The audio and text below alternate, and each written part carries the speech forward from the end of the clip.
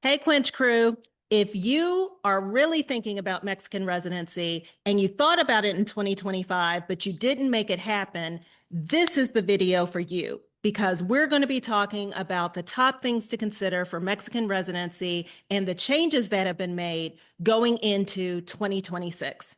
Hi, I'm Lynn. Hi, I'm Jace. And welcome to our channel, Gen GenX X Quench, where we talk about all things in the pre-retirement life and specifically about potentially living abroad. And if this is something for you to consider at this stage in your life and to make those plans to make that living abroad one day in the future your reality. So, as always, if you're new here, welcome. If you've been here before, welcome back. Don't forget to like, share, and subscribe. And don't forget to hit that notification bell to always be notified when we drop a Gen X Quench video. Jice? Yes, and today we have a return guest, Ivonne Pavaan of Host Relocation, whom I'll let introduce herself and talk a little bit about our company, and then we'll get right into the interview. That's right. Ivonne, tell us about yourself. Thank you so much for the invite again. It's a pleasure for me to be here. This is Ivonne Pavaan. I'm the general manager and co-founder of Host Relocation. We are a relocation company in Mexico. We have different offices, including Querétaro, San Miguel de Allende, Mexico City, Guadalajara, La Paz, and Los Cabos. And we do all the relocation matters, starting for the most important thing, that is immigration, how you're going to live in Mexico if you're not legally here. So we start with that, and then we can help you with real estate and all follow-up services like driver license, RFC, and all basically that all the expat might need when you live here in Mexico. Yes, and we definitely are biased because Ivonne kicked off our Mexican residency journey about a year ago, as of the time of this recording, and got us started in the way. And she was invaluable, her and her team, in making the process much more smoother and putting any anxieties to ease and answering all of our questions. So, Ivonne, as always, we are happy to have you here today and to share with our viewers some of these changes and just the status of Mexican residency in 2026. So, to kick us off with the first one, let's talk about the money and the fees. What's different from 2025 to 2026? Well, a lot of difference. Normally there's two amounts that you need to consider. The first amount is to apply for a residency at the consulate. That is always based in UMAS, that it's the minimum wage salary in Mexico. We know that that is the base, but some consulates vary from one to another. So, Right. but well, the base is that. And the real increase came on the government fees on INM Mexico side. In November 2025, they just announced the increase of 100% of the fees in Mexican pesos, of course, of the government fees when you pay for your resident card. That means 1 year, 2 years, 3 years, 4 years, permanent residency.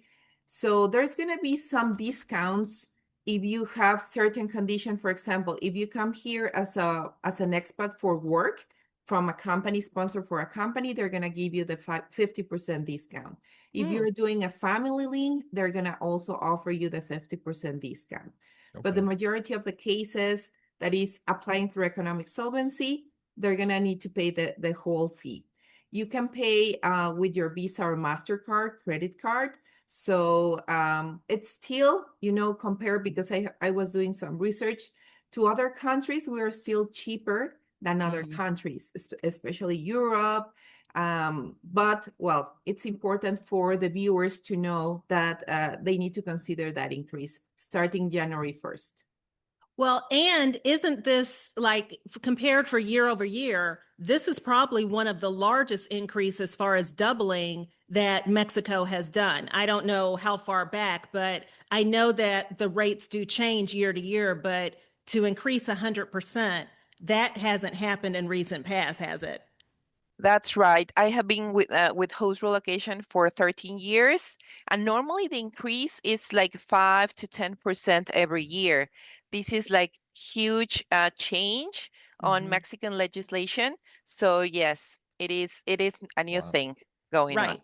Right. So that's why I think it's important to stress that if 2026 is the year, if you're considering doing it, do it in 2026, because even jumping ahead, who knows what might happen Right. going into future years. So as you say, the price was a big jump, the increase in fees, but it's still affordable compared to Yes. a lot of other countries and getting residency. Yep. Yes, exactly. And also, talking about the consulate increase, yes, increase for applying the first time as a resident.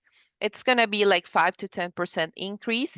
They haven't announced it yet, and normally they change prices until February, because right now all the appointments January, February had already been booked since December, November.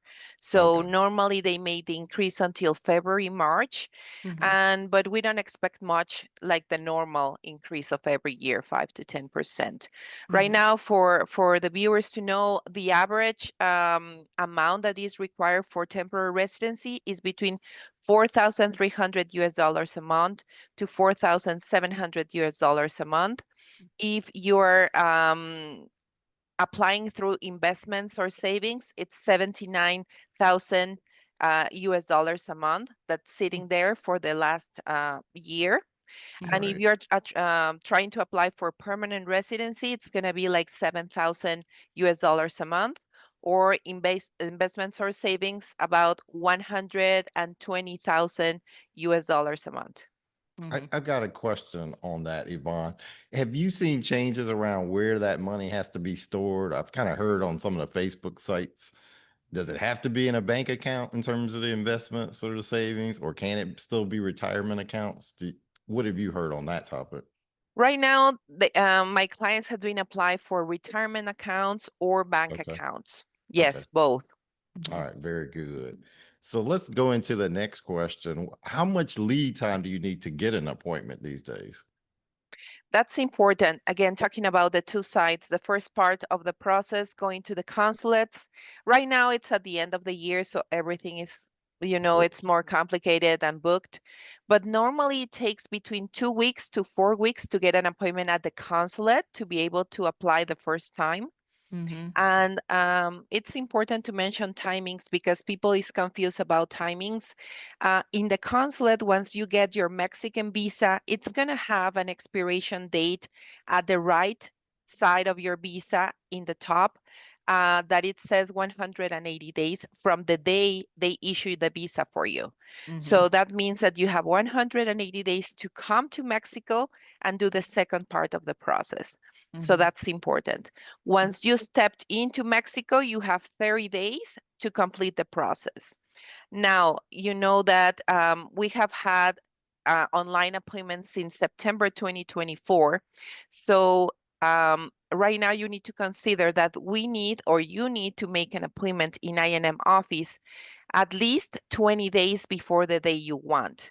So it's not walk-ins anymore in Mexico. It's not just, I'm going to go to Mexico and I will figure it out. It's not going to happen because it's very hard to get an appointment here. Again, everything is fully booked. And even though the calendar is open from today up to 20 days later, it doesn't mean that you can find an appointment in the middle.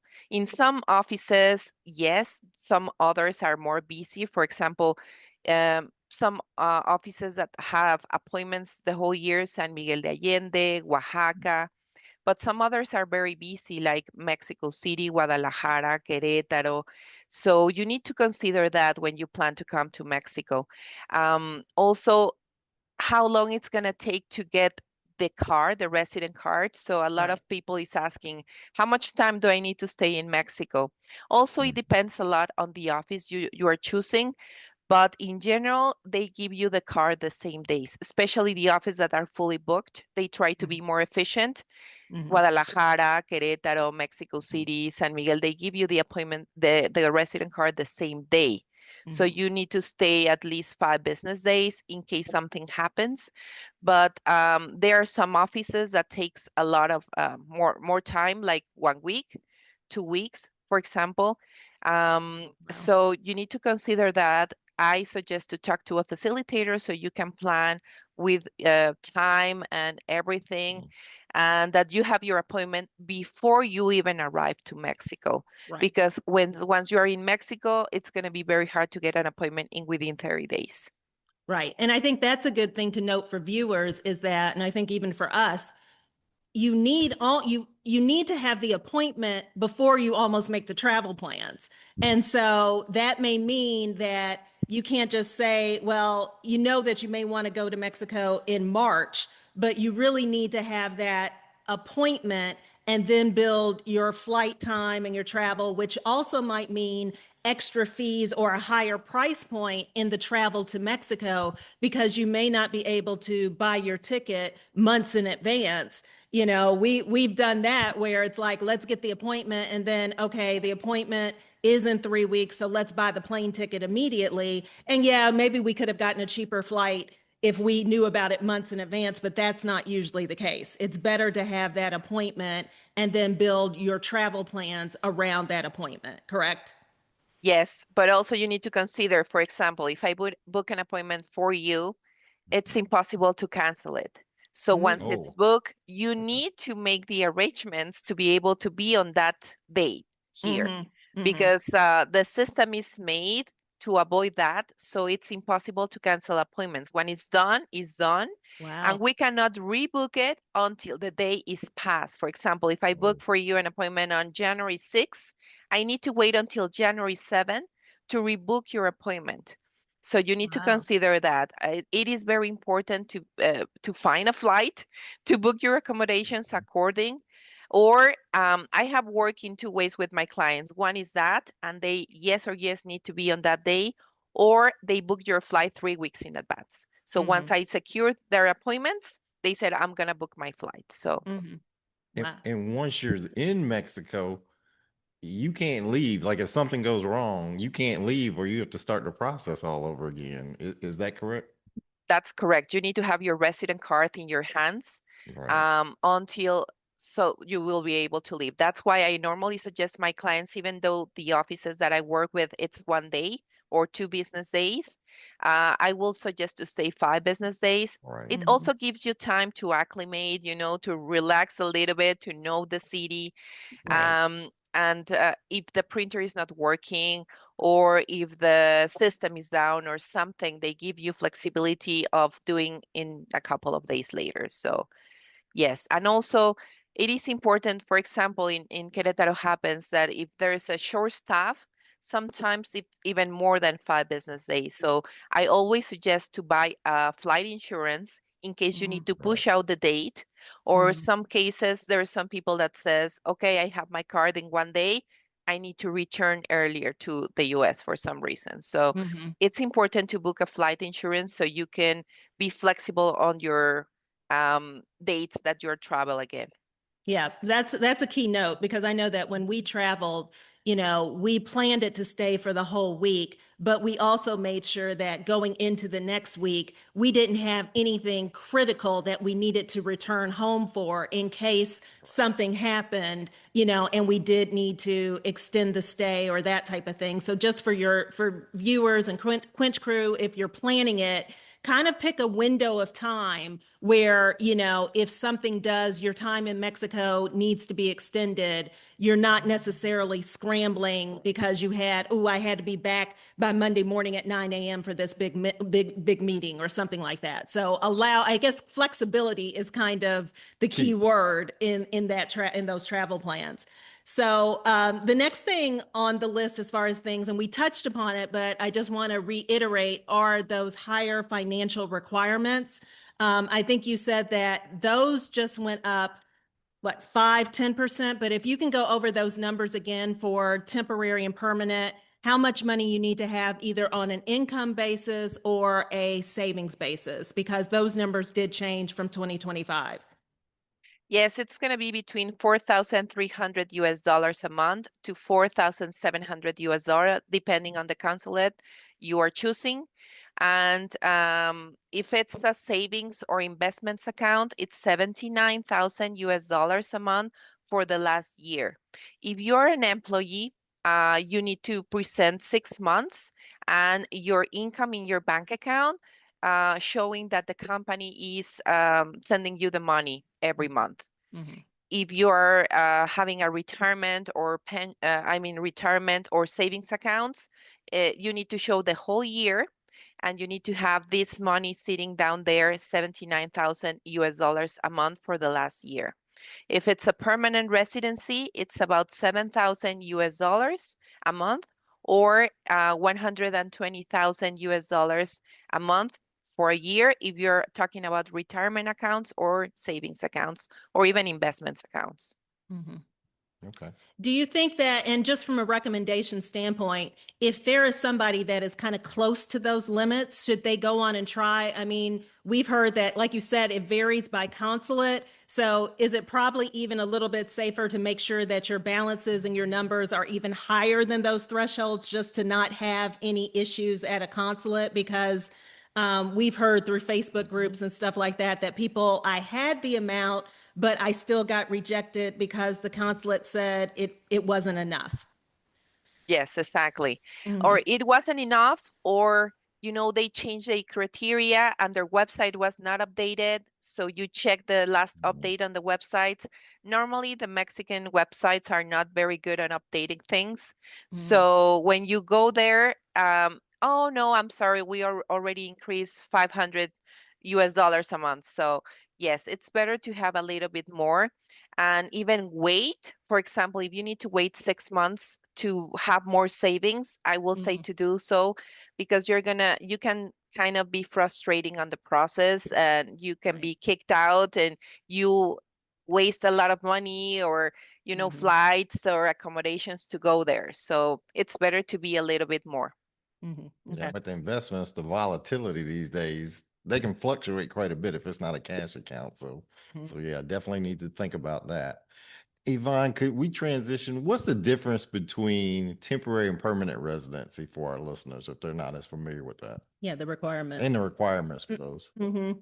Yes, there's two types of residency. The temporary residency is for basically all the people, especially the people that is still working, younger than 62 years old, and especially they are looking for people that's still working, even as an employee or as their own business or as a freelance. But it's important to mention that if you're a freelance or it's your own business, you need to have your account under your name. They are not accepting business accounts, or of Oh, course okay. some others accounts that are not under your name. Needs to be your name. Even if it's your own business, they want to send you money to your personal business, to your personal account, so Mm-hmm. they can consider it. They are not accepting business accounts. And if you're an employee, they are requiring a letter from the company you're working with to say that you can work remotely. Because and this started in 2025, because a lot of people was having a good job, good income and everything, but then they quit and they don't have any income when they quit. So Mm-hmm. then it's going to be a burden for Mexico, because they are looking for a job or something to do. So that's why they implemented the requirement this year to um, make sure that the company allows you to work from Mexico remotely. If it's your own business, no problem, because you need to work remotely for it, but they are asking for your personal account. And Okay. Oh, go ahead. mhm. Go And ahead. then the permanent residency is for retirement people that is over 62 years old. In some consulates, they are even asking for 65 years old as the minimum age. Wow. So you need to look for the requirements before you apply, and then you need not to be working, because there's 62 is still young, so Mm-hmm. a lot of people still working. So this visa is not for that people. This visa is for people that is retired, not working anymore, at least 62 years old, and they have the economic solvency requirement for permanent. So now the consulates are very strict with the three requirements: not working, the age, and the economic solvency requirements. So it's very important to consider that if you don't have one of those three, you cannot apply for permanent. You Wow. need to go for temporary. Mm-hmm. And everybody wants the best for the best, and I have seen in the Facebook group, but I want the permanent. Yes, but they are rules. So if Mhm. you don't fulfill one of the three, you cannot apply. Mhm. All right. And can you talk a little bit about like for temporary, like what are the differences? Like, and for example, like bringing a car versus not being able to bring it as a permanent resident. Can you talk about that or any other differences there? As a temporary resident, you can bring your foreign license plated car. You can drive it here for 4 years. As a temporary resident, the first resident card is going to be good for 1 year. Right. Then you can renew it for 1, 2, or 3 years. You can pay for the 3 years in a row, and then you will apply for permanent. So you have 4 years as a temporary here, so Mhm. you can drive your foreign license plated car. As a permanent residency, if you got it from the first time at the consulate, or if you make the change of condition in within Mexico, you cannot have a car anymore. But Okay. basically, that will be the only differences in between temporary to permanent. You can buy a house, you can buy a car, you can get bank account, Mhm. everything else. So Okay. that will be the main two difference: the economic solvency and the requirements at the consulate, and the car. Oh, thank you. What about, I think we talked about it, but processing time, and are there any changes as far as either on the consulate side or there in Mexico with the immigration offices? That's also a very popular question that a lot of people have. So, um, no, I had not been any changes. So, for example, at the consulates, normally they give you the Mexican visa in your passport the same day. There are some consulates that, since from the website, it says we need 10 days to process your visa. For example, New York, they Yeah. take 10 days, Chicago, but they said it from the consulate. So you need to Right. check that out to be able to consider your travel arrangements or everything, or if you Mhm. live there. Travel arrangement also to come to Mexico. Don't expect to fly next day because you will have your visa until 10 days later. Mhm. So Right. it's important to consider that. But normally it hasn't changed. And in the Mexico part, normally it is 1 day, but depending on the office, it can take a little bit more. So some offices are like they have different processes. For example, La Paz and Los Cabos, the main office is in Los Cabos. So in La Paz, it can take a little bit more because they need to send everything to the main office so the boss can sign and they send everything back to La Paz. But Mhm. they have expedite services so we can manage it. But you need to talk to somebody in the site to be able to know exactly how much time do you need to consider in within Mexico. Mm. All Okay. right. Okay. Very good. Can you talk a little bit about address, like proving your address while in Mexico? We've heard through some of the groups that they're, I guess, doing more due diligence around that now once you're in Mexico to see what address you're living at. Yes, exactly. In some INM offices, they are asking for proof of address Mhm. once since the canje process. The canje process is the first part of the Mhm. process, then the renewal, and then the permanent. So in the canje, in every step, they are asking for proof of address. The proof of address in Mexico is not a contract leasing agreement. That Okay. is not a proof of address valid in Mexico because they said it's just a Word document that anybody can sign. So we need a utility bill. Normally it's electric bill because it needs to be from the government. It can Mhm. be electric bill. In the past, they used to accept water or internet like Telmex, but not anymore. They are normally requiring electric bill. And it doesn't need to be under your name. That's important to mention because in Mexico, the only people that can have the utility names under your name is the owner of the property. So if you're renting a place, it's not going to be under your name, never. So Right. that's different from other countries. So you don't be scared. Oh, I will not have the utility under my name because I'm renting. Yes, Mhm. they accept that. Mhm. In some other offices like Mexico City, Querétaro, San Miguel de Allende, they are not asking for any proof of address. So if you cannot get it, if you, for example, if you don't have a friend that can give it to you, or you are not having a contract leasing agreement. When you have a contract leasing agreement, the owner needs to give you a utility bill. So if you don't have that, just better choose an office that doesn't require the proof of address. So it's very important because people says, oh, I have my contract leasing agreement, I don't have a utility bill. That is not valid in Mexico.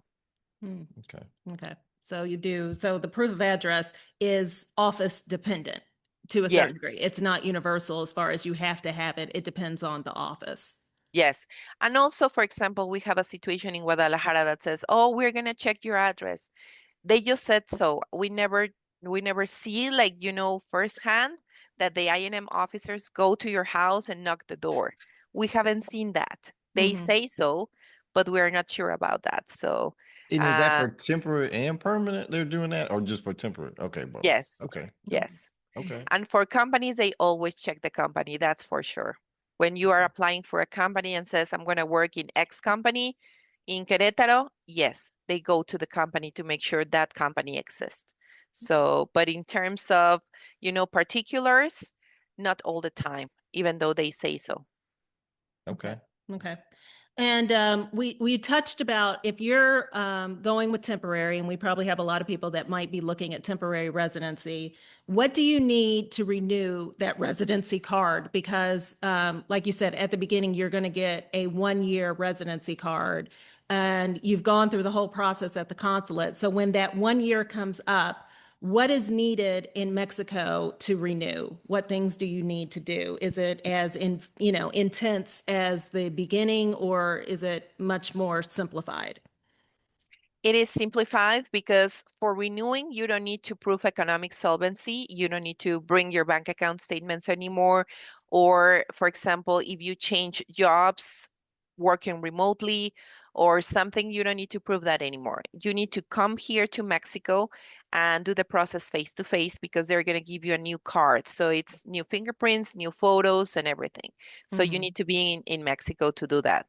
The process is in within 30 days before the expiration date of your card. That's super Mm. important for the viewers to have the dates on mind. It is only in within 30 days before the expiration date.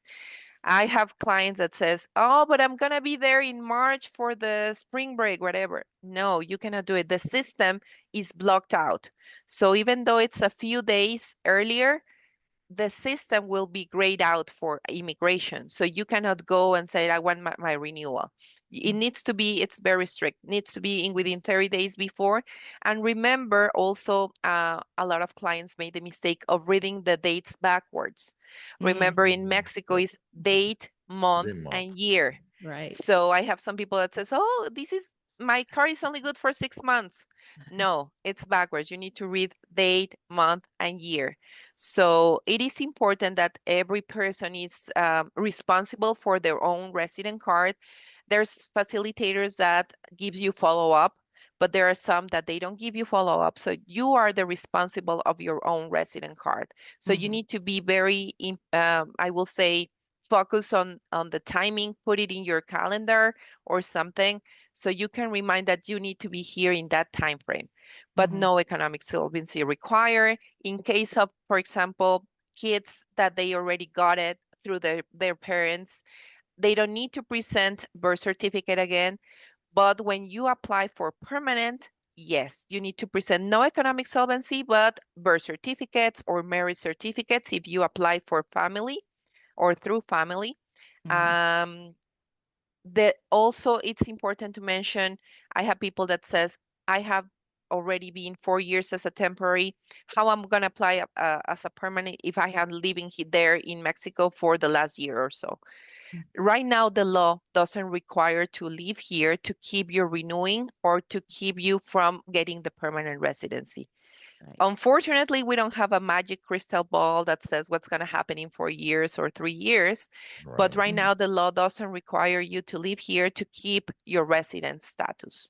Mhm. So you can keep going, even though you are going back and forth, or you live in the US or whatever country for the last year or so. Um, you can keep going and doing your renewal or your permanent residency. Okay. Okay, very good. I had a follow-up question. You talked about kids and getting their renewal. So just for viewers who have kids, they're on the fence about doing this, but want to get temporary. A kid constitutes, is that like anybody below the age of 18? And then what happens during the re-renewal process? They turn 18. Are they out then, or are they grandfathered in? They can get permanent residency through their parents. How does that work? Yes, so basically a kid in Mexico is considered under 17 years old. 18, it's already 17. considered an adult. Okay. So, for example, if your parents got the resident card, then as a kid minor of 17, you can get it as well with your birth certificate, apostille, and translated. Okay. So in the process, if you already turned 18, no problem. You will keep on the process of the 3 years and then Very good. permanent. The advantage of being 18 years old once you become permanent is that it's going to be your only resident card. You don't need to do it anything anymore. If Very you good. become permanent younger than 17 years old, you need to the expiration date of your resident card is going to be for 4 years. So you need to go back and request another resident card, a permanent resident card for another 4 years until you turn 18. Okay. Very good. That Okay. is going to be the definite. But their Mhm. process is basically very smooth and no many requirements other than birth certificates. Okay. Okay. Very good. I think that's good. Now, you talked a lot about these, getting appointments. And also, do you need an appointment to renew your resident card with INM? Yes, Okay. we always need appointment for everything, basically, Okay. change of address, renewing, and it's one appointment per person. So even though if you come as a couple, it's 2 appointments. If you come as a family of 4, it's 4 appointments. Wow. Oh, And they will okay. call you one at a time. Right. So, Mhm. and also talking about families, for example, if you have kids, you can always link the kids. If you got, for example, the father or the mother applied through economic solvency, you can always link your kids under 17 years old. Unfortunately, the law recognizes a person over 18 years old as an adult. So that means that that person cannot be linked to their parents anymore. So they need to apply through their own economic solvency. But if they are younger, no problem, you can link your kids. Also, I have had situations in case that both of the couple went to the consulate and one of them was only got the visa. Don't worry, you can still make the process here in Mexico, a family link or family unit through marriage certificate.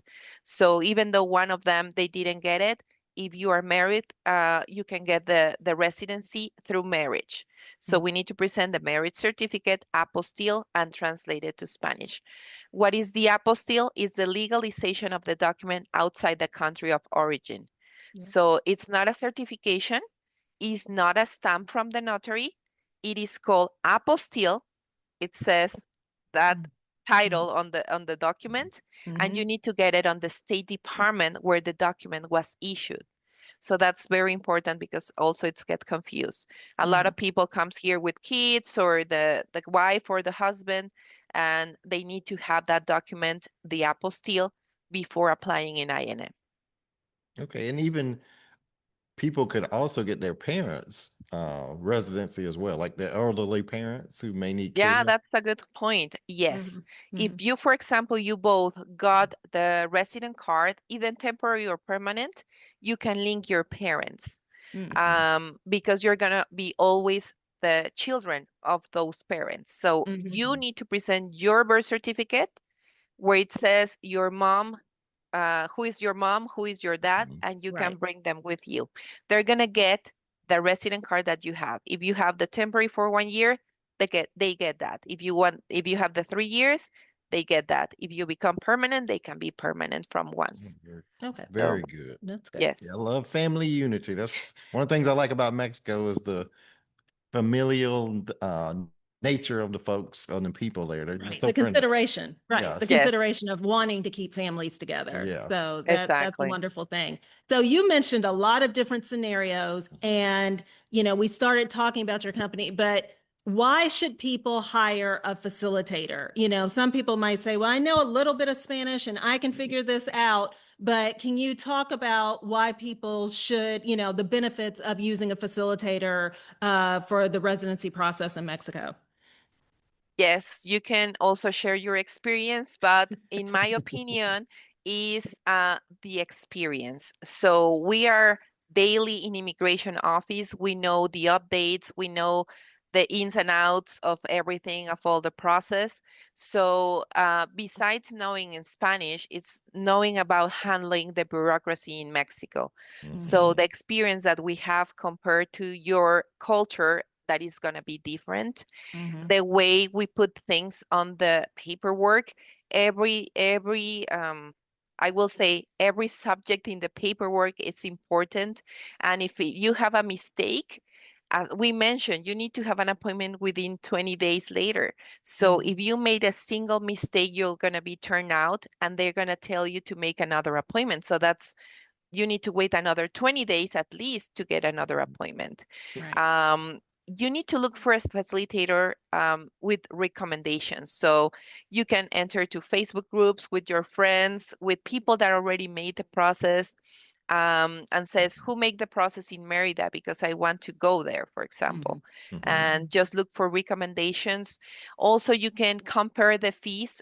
Our fees are not going to be on our websites or the Facebook because that's a weapon for the competition. So you Right. need to know the fees by talking to the facilitator, directly. And not always the lower fees are the best, and also not always the highest fees are the best.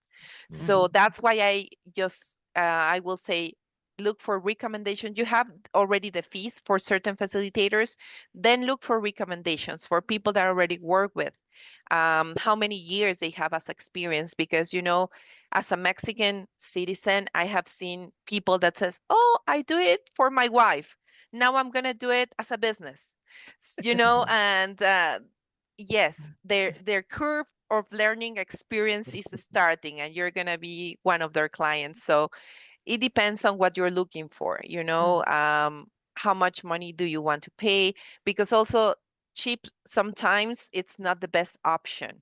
Right. Sometimes Right. people that is starting offers the cheapest rate because we are starting. So you Mhm. need to compare, also look for risk recommendations. How responsive is the facilitator? Right. People that is just ghosting it out, I will say I will not trust that person because I ask you have a lot of questions on the process and then they are not responding or something. Mhm. The way the people talk to you, how empathic are with the process with you, Mhm. that's also a good thing. In Mexico, we are warm and we are kind with people. So the facilitator needs to be warm and kind with you because it's a very stressing process. It's a super important process in your Yes. life. So Yes. it needs to be very empathic and, understanding your feeling and how they ask and answer some questions. It's important. And flexibility, of course, because as we talk about the time leads of the appointments, your schedule, my schedule. So they need to be flexible. We need to coordinate. It's not like, sorry, Lynn, I only can serve you here on the second week of March. It's Mhm. like, okay, yeah, no, we need to be flexible with the clients as well. So, Mhm. um, yeah, I will, that will be my recommendations when you are thinking of hiring a facilitator.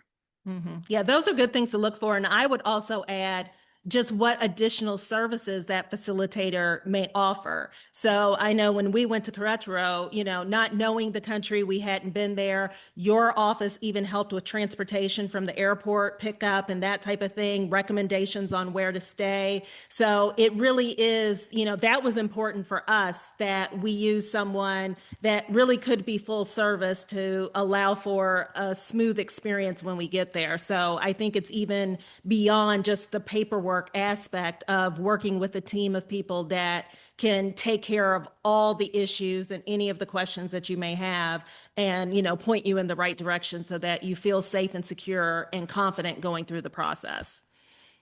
Hmm. Yeah. Exactly. Absolutely. Yeah. And also, it's important. For example, I receive some clients that work with other people and they are in the real estate part, but the real estate people in general in Mexico, they are not very familiar with the immigration process. So they Mhm. are missing some points that is important for you to buy a house, for example. So it's important to work together as a team. If we offer several services like we do in Host Relocation, we know the points, the important points of every process. But if Mhm. you work just isolated with a real estate person, then at the end of the story, they're going to say, what is your RFC? Where is it? You know, you need to have your RFC. You need to have your resident card.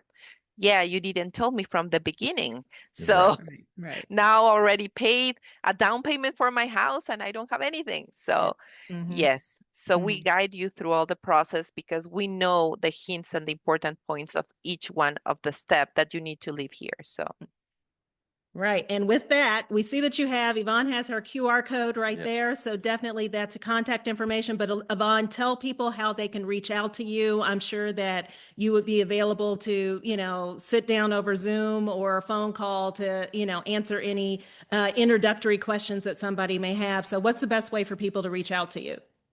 I will say by email, in my email, yvonne.pavan@hostrelocation.com.mx, Mhm. or by WhatsApp. In my website, there is my WhatsApp information, Okay. and that will be the best ways to contact me. Wonderful, wonderful. So Quench Crew, you know what to do. If you're thinking about Mexican residency, we highly say make this, put this on your list for 2026. Yes. Definitely, if you are thinking about doing it and you do not have a facilitator, we ask you to, invite you to look at Ivonne and Host Relocation. We had a wonderful experience, so we definitely recommend Ivonne. And with that, Quench Crew, definitely, if you like this video, please share it with somebody who might be thinking about Mexican residency. Don't forget to hit that subscribe button and the notification. And as always, we'll see you on the next GenX Quench video. Thank you, Ivonne, for being with Thank- us. And Quench Crew, we're out. Adios. Take care. Bye-bye. Take care. Adios.